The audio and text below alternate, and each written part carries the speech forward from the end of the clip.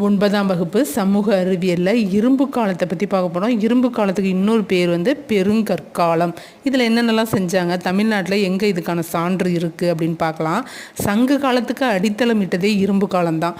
உலோகவியலை பற்றியும் மண்பாண்ட தொழில் பற்றியும் நல்லா தெரிஞ்சிருந்தாங்க. என்னென்ன பொருளாக யூஸ் பண்ணாங்க அப்படின்னா இரும்பு, வெண்கலம், தங்கத்தால் ஆன அணிகலன்கள், சங்கில் செஞ்ச வலையெல்லாம் யூஸ் பண்ணாங்க. செம்மணி கல்னு ஒன்று யூஸ் பண்ணாங்க, அது பேர் கார்னீலியன்.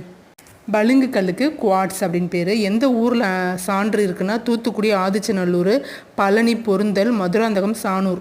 இரும்பு காலத்தில் தான் ஈம சின்னங்கள் அதிகமாக பயன்படுத்தினாங்க. செத்த பிறகும் அவங்க கூட பொருளெல்லாம் வச்சு புதைச்சாங்க. பழனி, பொருந்தலில் ஈம சின்னத்தோட நெல் புதைச்சிருந்தாங்க. இது ஒரு ஸ்டேட்மெண்ட்டு, ஓகேங்களா.